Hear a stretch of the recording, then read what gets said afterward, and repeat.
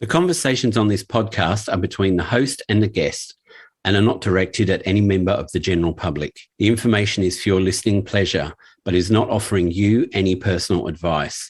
If you have heard something that you feel may be relevant to yourself, please visit your medical practitioner or mental health provider.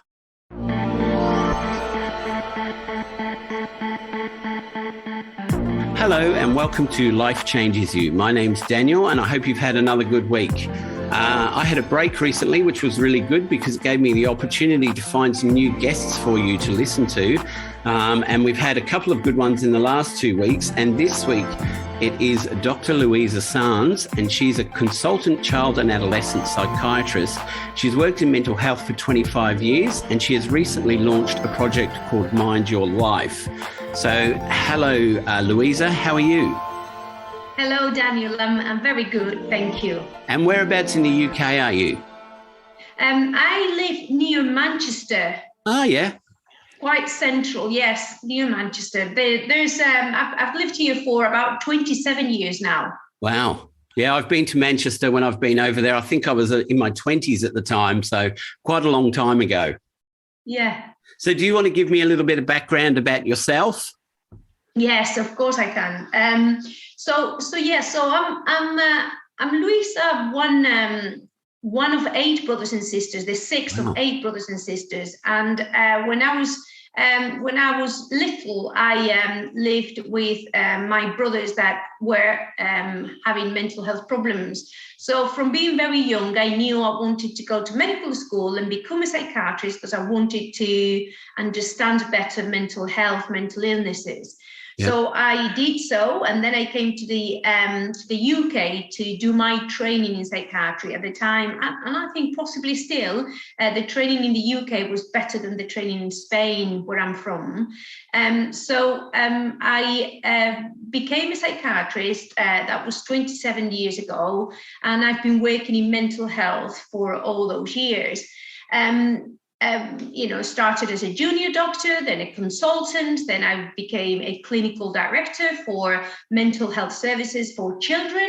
In the UK, we call it CAMS, Child and Adolescent Mental Health Service. Wow. So I became the clinical director for a region, a big area in the northwest of England. And I was doing that for a number of years. And at the same time, I was working privately and working in schools, residential schools for children with learning disabilities, children that are, residents in those schools because the degree of their difficulties is quite considerable. Yeah. And I've been working there for 12 years, I think it is now, providing clinics. So doing a lot of work and during my professional career, trying to make things better all the time and develop services. But it got to a point about, 5 years ago where I just felt that the system wasn't working for me. I had this job as the clinical director for CAMS and the expectations, I felt that, the people, the commissioners that commission services were not realistic about what we could really be doing. We needed more resources. Yeah. We needed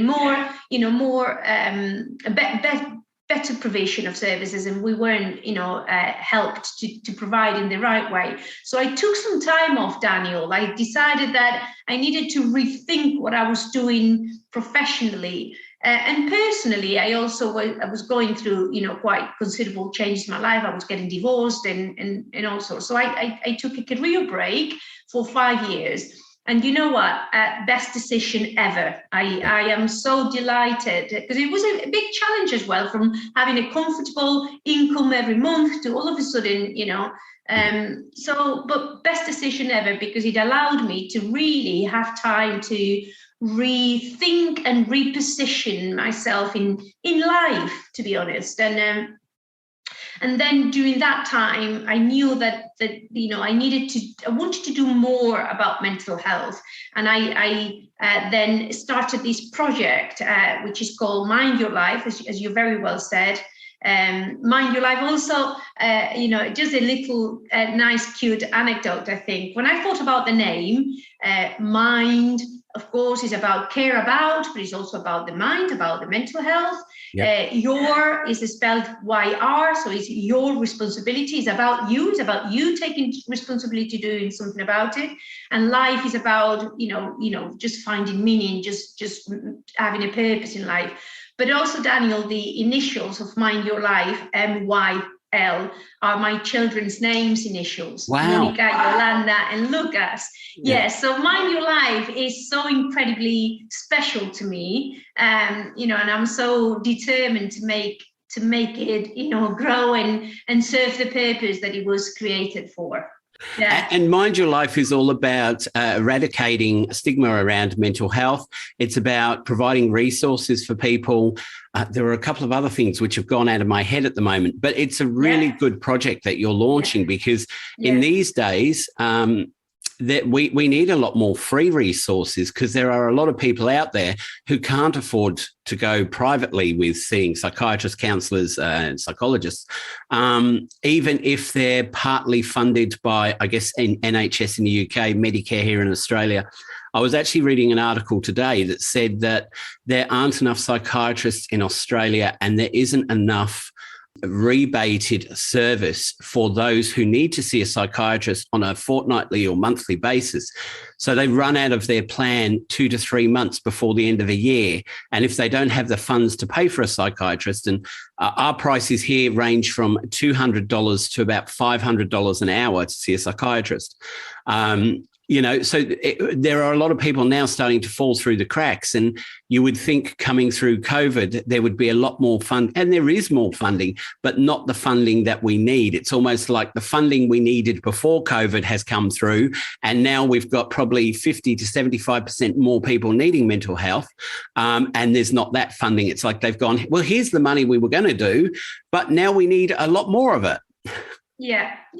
And Daniel, I am a child and adolescent psychiatrist. So again, the investment in children is crucial because again, if we invest here and now and we support them to develop and to grow in a much healthier way, then we're saving, and from a political, economical point of view, we're saving millions. So even from that respect, it's worth spending the money and the investment now. Never mind, thinking about the well-being of people. That in itself is, is good reason enough. But from a political point of view, it's just so worth to spend and invest in young people's mental health.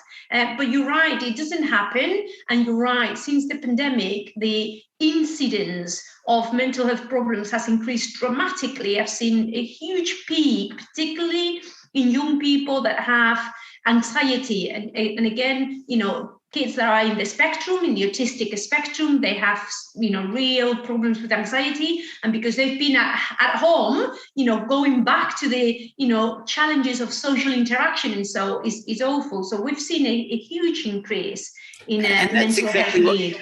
It's exactly right what you're saying is being locked down for the year or 2 years, 18 months. I think there's a lot of children around, say, 10 to, well, probably younger as well, but I'm thinking of the ones who are sort of out with their friends, peer groups. I think they've found it really hard to adjust to what is okay to say and what's not okay to say. It's almost like in England, I know you use the word banter when people are mucking around with each other, having a bit of a go at each other.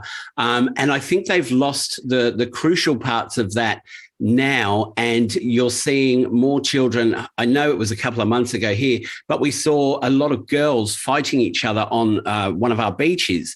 And I think it's because they've been locked away so long, and all of a sudden they've got to go out in their group of friends. They might have put on a bit of weight. They might have lost a bit of weight. There's all these differences that have happened. And now all of a sudden you're saying, okay, go out. And everybody's so excited to go out that we're losing the fundamentals of what socializing is about. Totally correct. Again, we underestimate the challenges and the changes that young people go through adolescence, and it's huge. And they 80% of those have really low confidence, very low self-esteem as well. And, when they've been safe, in inverted commas, at home, just not having to worry about anything. And then all of a sudden they're faced with, the challenge, education, interaction, peer pressure. It's really difficult. That is difficult for anyone at that age, never mind for anyone that has any added mental health difficulties. It's really, the implications have been huge, in terms of mental health. And you were saying before also about CAMS, which is for child and adolescent mental health. And I think we have the similar problem here in that there are groups that work with 13 or 14-year-olds up to 25-year-olds, which is specialised for them. It's a free service.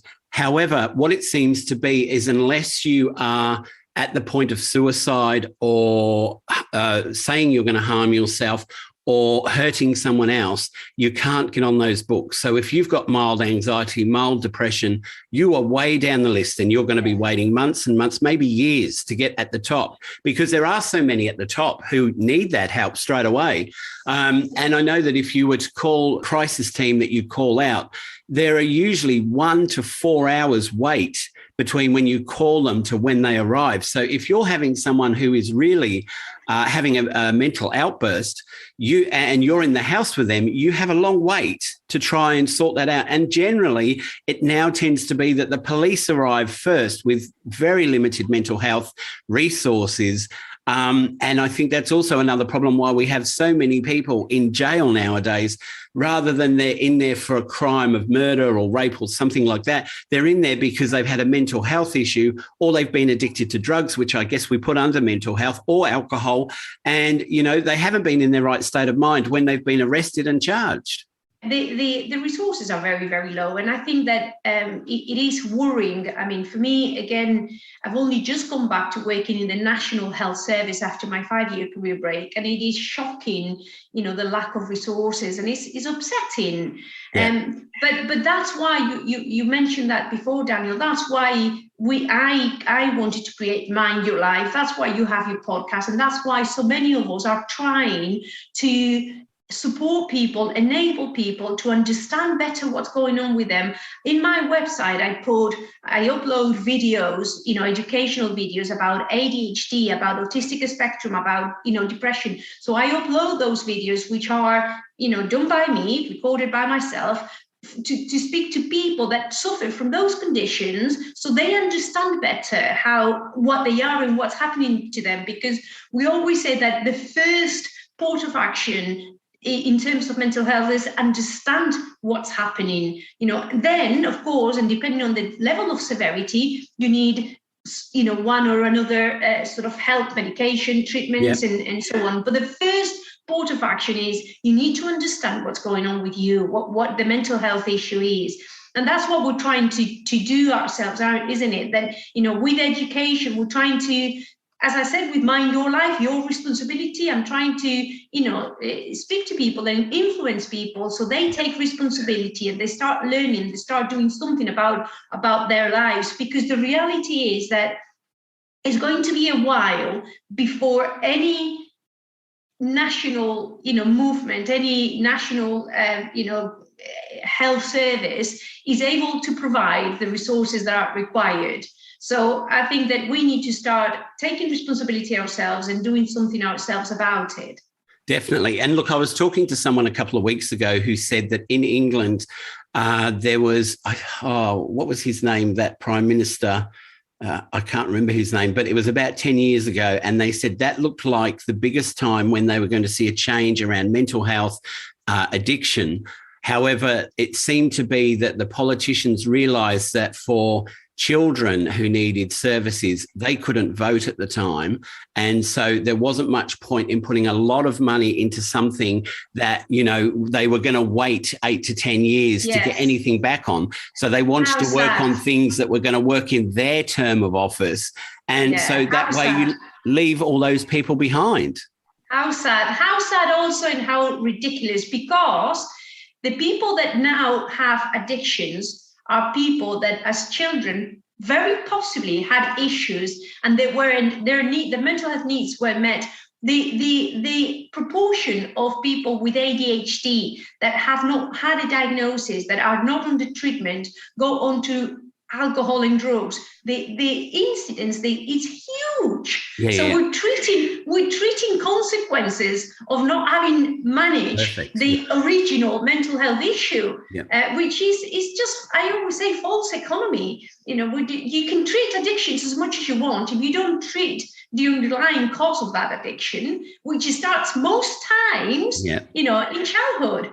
In adolescence. What you just said then is perfect, because, and I can understand why someone with a mental health issue, maybe even just anxiety, depression, or schizophrenia, bipolar, they do start self-medicating because it's the only way they know how to survive. And then, as you say, then we've got the issue of a two-pronged effect of not only the mental health issue, but we've also got the alcohol or substance abuse.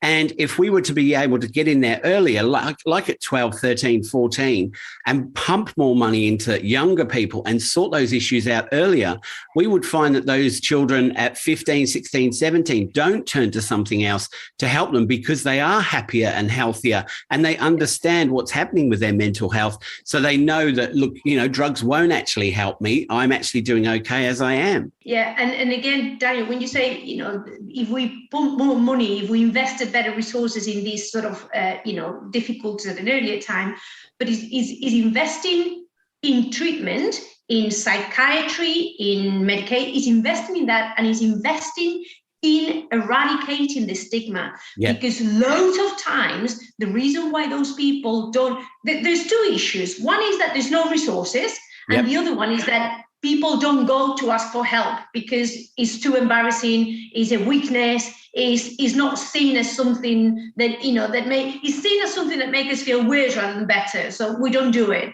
So it is, and sometimes it's ironic, because when I encourage people to ask for help, then I think, well, then the help isn't there, for them to be provided. So I don't know whether I should encourage people or not, because it's a double problem. But that is the issue. One, we need to eradicate the stigma. We need to normalize what really mental health is. And doing that, then we need to provide the services, have the resources that are needed to help the people that need the help. But eradicating the stigma, half of the problems would disappear. That's a bit too optimistic. But a lot of the problems would disappear by eradicating, because lots of the consequences of the stigma in terms of self-esteem, in terms of confidence, in terms of anxiety, come from the stigma. And I have experience of that, Daniel, very directly with my brothers. I was 7 years old when my eldest brother became ill with his schizophrenia. So throughout all my childhood, adolescent, adult life, I've lived, very, very firsthand what stigma is. And I've seen in my brother the consequences of him feeling rubbish, feeling useless, feeling worthless, because of the way he thought society perceived him. And that's really, really sad, because in theory, so easy to change. Because you know what, when we talk about resources, the government needs to put more money. It's like we can't do anything about it. It's not up to us. It's this flipping government that doesn't do the right thing. But when it says, you know what, you can change your attitude towards mental health. You have a responsibility to think, to see, to understand it better, and to think about it differently. And so it's up to each one of us. If each one of us change our attitude towards mental health, stigma wouldn't exist. And that is half of the problem gone. And that is what Mind Your Life is all about. Precisely that. I know in Australia they've started teaching mental health to, I think it's children of 8 to 10 years old, and how to better look after anxiety. So broaching the subject, talking about it. I guess this is a really good positive move towards everybody understanding what mental health is. I know I'm at 50, and there would be people older than me that would still probably say, just pull your boots up and get on with it. You'll be fine. There would still be some people under my age group who would, say to their mates, what's wrong with you? Come on, pull yourself together.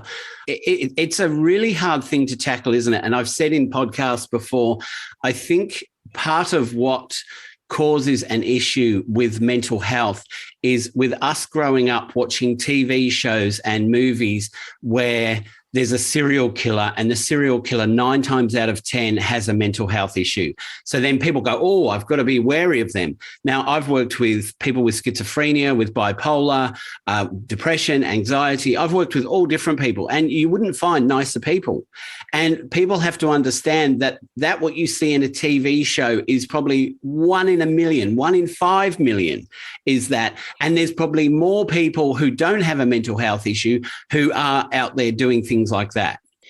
You're absolutely right, and it's interesting because I was asked this question a few weeks ago in another podcast. Did people with schizophrenia? We're talking about my brother, and they said, are people with schizophrenia violent? Are they dangerous? And I said, well, you know what? When you look at the diagnostic classification of mental health illnesses or mental illnesses, and you look at the symptoms, you don't see violence anywhere in schizophrenia. So violence is not a symptom of the illness at all. Violence is a consequence of the stigma, and the attitude. But also, you're right, Daniel. What you see on television, very, very rarely. That, and I know, it's television, it shows, but very, very rarely a person with schizophrenia commits a murder. Is other type of people, these other people with psychopathic tendencies. Yes. It's not people with mental illness, because also for people with schizophrenia like my brothers were very violent, both of them very violent, but the consequence of their violence, or the reason for the violence, was not their illness, was the dynamics at home. My dad didn't understand mental illness at all, and my dad was really harsh on both my brothers, and my brothers were retaliating against it in the way they could, but also society and neighbors. We had to move house because the neighbors were so difficult with my brothers, and we had to move. Yeah. So again, what my brothers felt was rejection from everywhere, from their father, from the neighbors, from acquaintances. So what do you expect them to do? Reject back? Yeah. But really, in terms of, but they rejected, knowing that they were rejecting. That wasn't the consequence of their illness. Someone with schizophrenia, someone that is very ill, that, for example, is delusional, believes something that isn't true, that I don't know, that aliens are coming and they're going to take over the world, that someone has impersonated them, and something like that. People with schizophrenia are always under mental health services, and we see that coming a long way. Yep. And we do something about it, before it gets to a point where it's dangerous. And we have, for better or for worse, the ability to put people under section and under the mental health acts, the framework to take them into hospital against their will, to keep them and others safe. Yep. So the chances of any person with schizophrenia to kill somebody else are next to none. It's much more common that something happens, because of other reasons, not schizophrenia. And what you were saying before as well is the communication and understanding of your brothers would have gone a long way, because then the neighbours would have understood why there was arguments in the house. If your dad had been able to understand why your brothers had a mental health issue and what the mental health issue was about, and that sometimes they're going to misunderstand what you're communicating to them. There's a lot in mental health which is about miscommunication, about someone understanding something different. And I've learned that with someone with schizophrenia that I work with.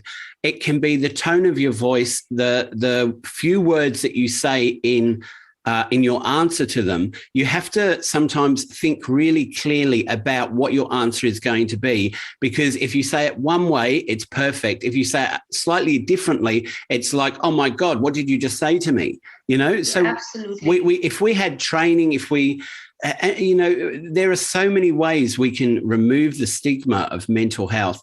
And, you know, before we came on, we were talking about normalization and stuff like that. And in reality, no one on this planet is normal. We all have some sort of mental health issue. It could be that we have the mildest symptom of anxiety, which is good because it's then that flight or fight anxiety where, oh, I've got to get out of this position. And that's your anxiety working. And we were saying there's 1 or 2% on the planet who have no anxiety whatsoever, but then that's a mental health issue anyway, because they don't have anxiety. Yes. Yeah. That's absolutely right.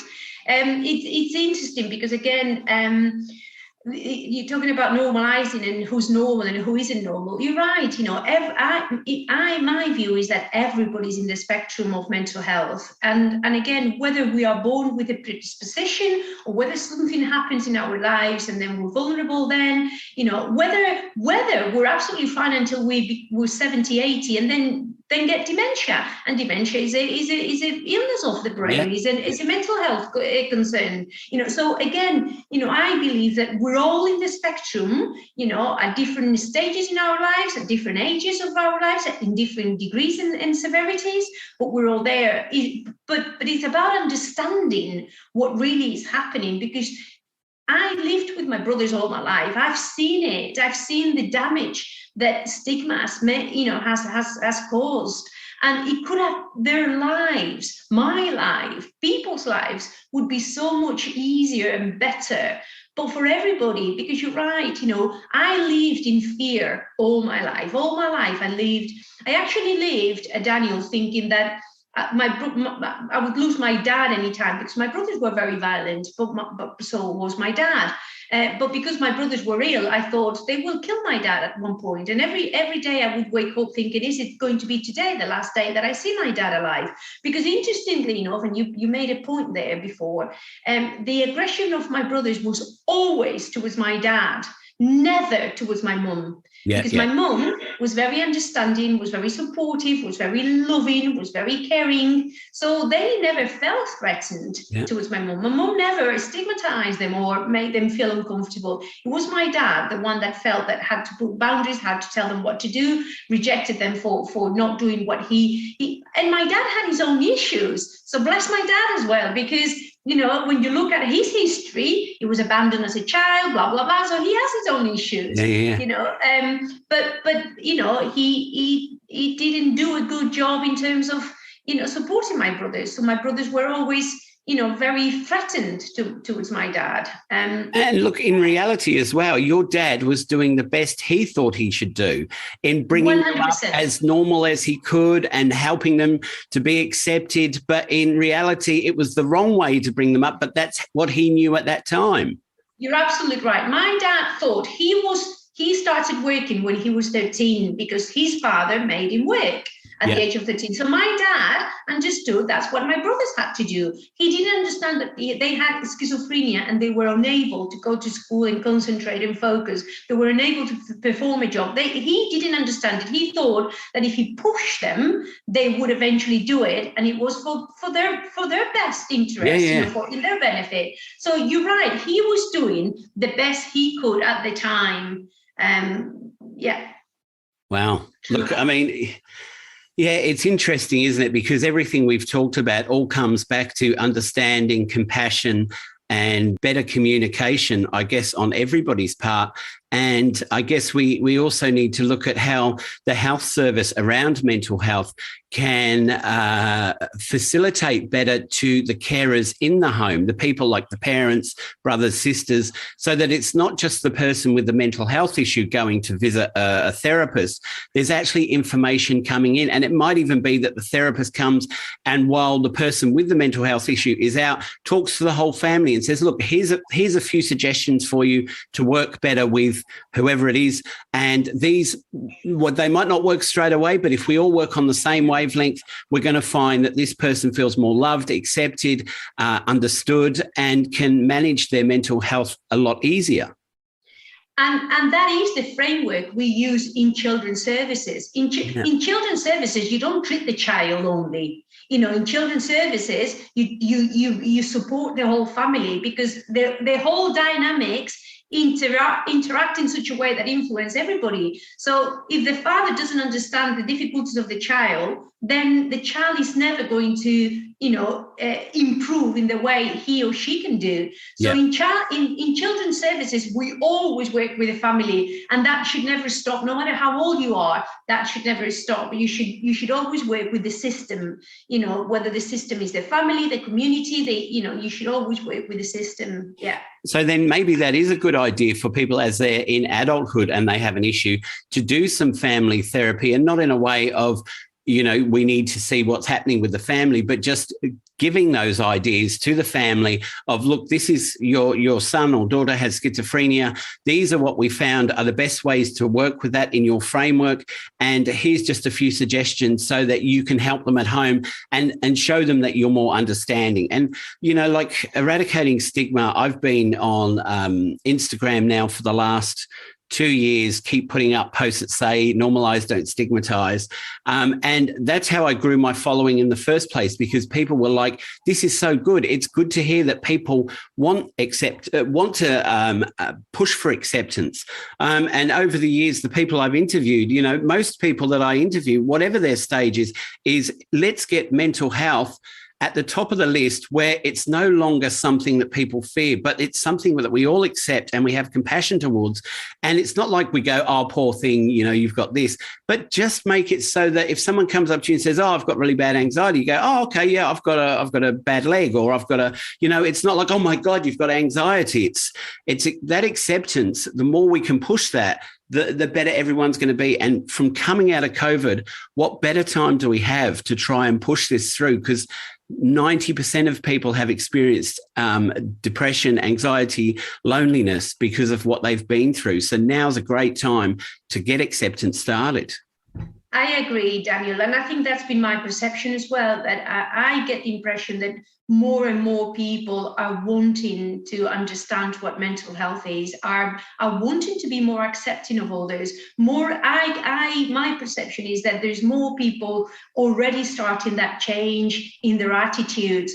And it's true, some people are not at all. And, when we do the family work with children and young people, adolescents, we can see very clearly there's some parents that are very willing to work with us and would do anything, and they're very receptive. There's other parents that don't want to know because they feel responsible, they're very guilty, or they don't understand it. So when I was little, and my mother would push for family work, for family therapy. It was impossible for my dad to attend or do any work. He would become very loud, very shouting. So we are all at different stages in our understanding of mental health, and that's okay. We are where we are, and we will get to the same point, everybody eventually. But it just takes some time. But the more of us that understand the need, then the more proactive we become, and the quicker the movement kicks in. Yeah, and you're right. It's about, you use the word acceptance. I love that word. I absolutely love the word acceptance and compassion. But compassion sometimes is misunderstood by feeling pity for somebody. Yes. Compassion is not about pity whatsoever. Compassion is about being able to empathize, to feel like the other person does. And that is not feeling pity and say, oh, poor you, and having an attitude of arrogance, like I'm better than you, and but accepting people for who they are, as they are, with a humble attitude that I don't know any better than you. I don't know what goes on in your life. I don't know what you've been through, because even if you tell me, I've not been you. Yes, I've not been there. I'm still thinking from where I stand. I'm still thinking from who I am, with my past experiences and with my genetics. So even if I try to understand you, I'm only thinking I do. I don't know that I do. So the humble attitude, to me, acceptance and the humble attitude are the crucial, bits of attitude towards being, understanding mental health and being, eradicating stigma. And I think if you have a friend or a partner, or someone who has a mental health issue, maybe instead of thinking, oh, I can't ask them questions about that. Try and learn about what's going on for them, or even if you go away and look it up online and get a better understanding of how they feel. And you don't even have to say, oh, I know what's going wrong with you. You can just go, okay, so now I understand why they might do this, or they've got these little quirks that I wasn't sure of, so that then you can better understand them and they will feel so much more comfortable around you. But if you could say to them, hey, look, I know you've got really bad anxiety. Can you tell me how that feels, just so I have an idea of what you're going through? Because we always see these memes online of, a broken leg and all these flowers being given to someone, and then someone with a mental health issue and no one's around to say anything. So if we could open up that dialogue and say, hey, just tell me a little bit about what it is so I can understand, so I can help you. And then that person who asks them, they then go away to their friends and go, oh, look, I know someone who's got anxiety and this is what happens. And so, and when we all pass around little bits of information, we all start to accept. Again, that's what I try and do on my website, Daniel. I've uploaded some interviews. I've done interviews with people that have mental health problems. There's a beautiful interview about a young lad, Chris, that has suffered with anxiety and depression all his life. Interestingly enough, when I was doing the interview towards the end, when we'd finished the interview, I said, Chris, don't you think that has autistic spectrum ever been mentioned? And because to me, it sounds, and he was saying, actually, Luisa, it has been mentioned. I don't have the diagnosis, but blah, blah, blah. But what the point I'm trying to make is that he, because of the difficulties that he had, he struggled all his life. Nobody really could understand because I believe he is in the spectrum. He's been really guarded. He's found it very difficult to talk about his emotions, the way he feels. So again, for every other physical illness, people do go to the doctors and ask for help. Yep. You have a pain in your arm, and you go and get some X-rays, or but with mental health problems, you try and manage them yourselves because of the stigma. So what happens is that the problem becomes bigger and bigger and bigger, and then as it becomes bigger, it's even harder to ask for help. Definitely. And that's particularly true as well in males. Males. Are brought up having to be strong and having to get on with everything, and so they can't feel that they have depression or anxiety. Going back to Chris and the interview on the website is about him talking very openly and honestly about all his struggles, but it's also Daniel, about talking about his strengths. He's one of the most talented musicians I've ever come across with. Wow. He plays instruments, he's just so incredibly talented. So in my website, I wanted to put one of his songs because that's what we need to do as well to eradicate stigma. We need to understand the mental health problem that a person can have and look at it with a very open mind and very humble attitude that I hear what you're telling me. I think I want to understand. I think I understand, but I leave the doors open for you to tell me more about it so I can understand it better, as we go along. But as well as that, tell me about your strengths. What are your talents? What is your hidden purpose that you may not know about it? Let's think about it. What are you really good at? I'm very good at chatting and talking and speaking. That's my talent.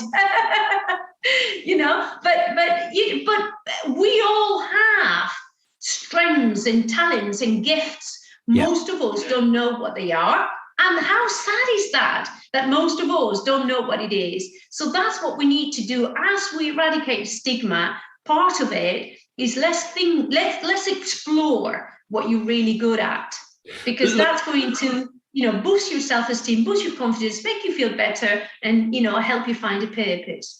There was a winner on America's Got Talent, I think 2 or 3 years ago, called Cody something. And he was a guy who was legally blind and had autism. And his mum said from a young age, she was told he would never amount to anything. And I can't remember all the story in between, but anyway, she'd got him to America's Got Talent. He performed a song, played piano and sang. He always loved music. And he got through to the next round. And then he got through to the next round and he ended up winning it. And the thing there, which was the best, was that average Americans and anyone else around the world who watched it would have thought, Wow, I always thought autism was something to be scared of, that it was people throwing things and smashing things. Whereas, as we've said before, a lot of that in autism is also around communication and learning how they communicate so we can communicate better. But to see someone who had really bad autism who went on to win something like that was phenomenal. And I was really proud that he'd won, but also that a lot of people would destigmatize what autism was around. And, you know, I'm not saying that everybody with autism can be like that. There are some people with autism with really bad behavioral issues, which we can work around and try and work around so that we can create a better life for them. It's all about how we come back to the nuts and bolts of how we communicate, how we see the behavior and how we can work to change that. And there are so many different communication styles nowadays that we have available, from iPads that you can type things out, you can use pictures. You know, we're in the greatest time for being able to communicate with everybody. Yeah, totally. I do remember that contestant for America's Got Talent. I remember it because it was very impressive and the message was absolutely beautiful. Yeah. But the message is the same again. That little boy, when he was born, he was told you'll never amount to anything, and thank God he proved us all wrong. Yeah. Or proved the person that said that wrong, because that is the biggest mistake ever, to assume that you can't do anything, Yes. to be told. And thank God, that people that say that are proven wrong all the time. And again, going back, we just go back to the same point. You're right, with autism, like schizophrenia, whatever, there's so many wrong assumptions about what it is.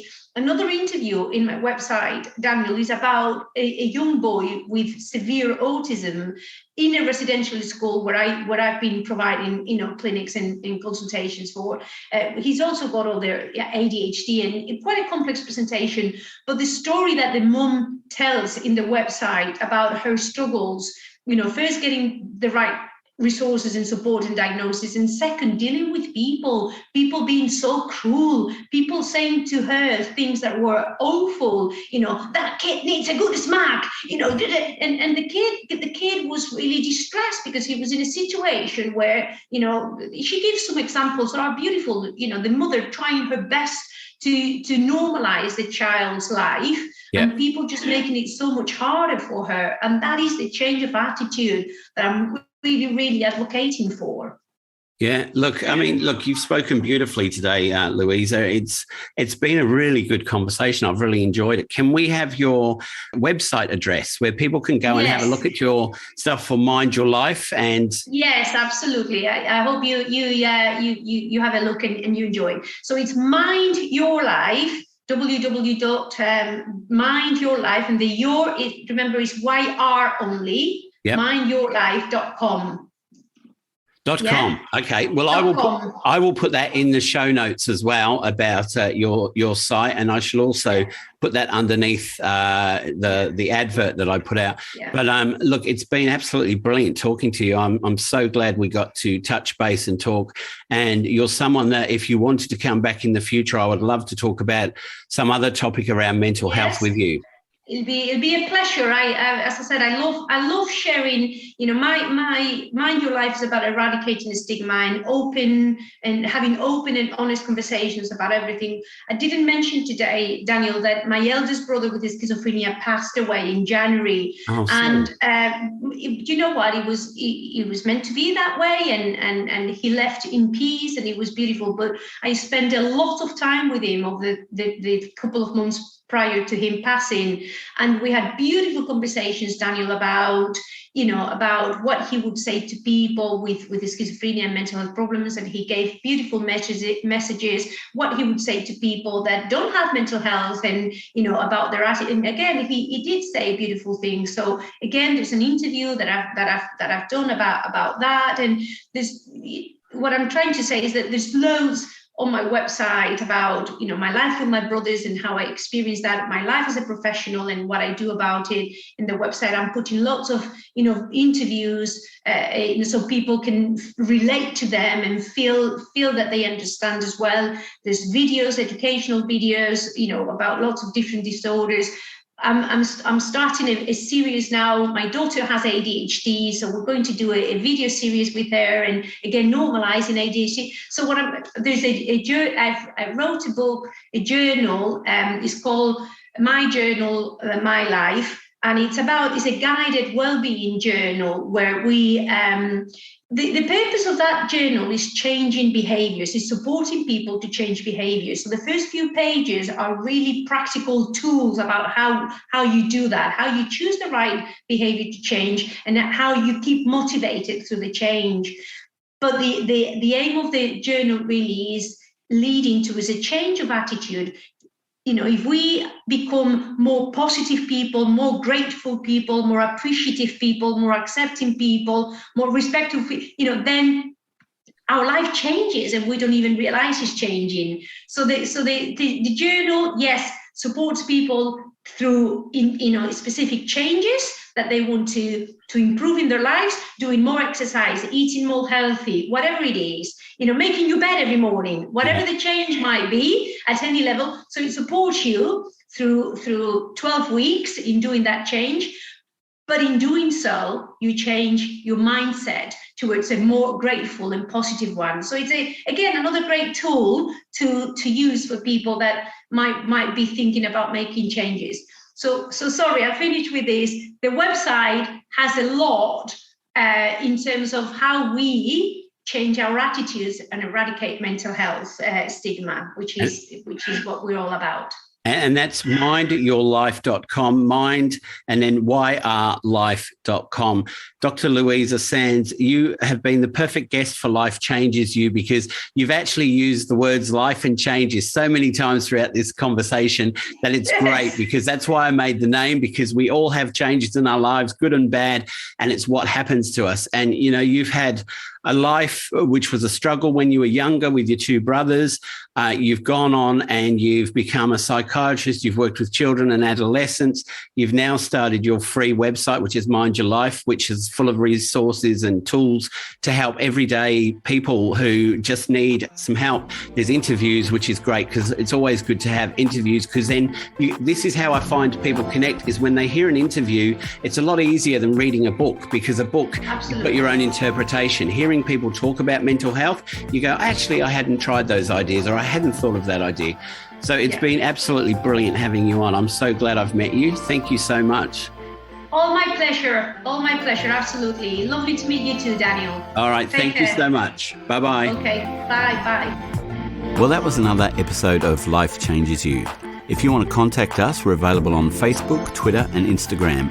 And we also have a website, lifechangesyou.com.au.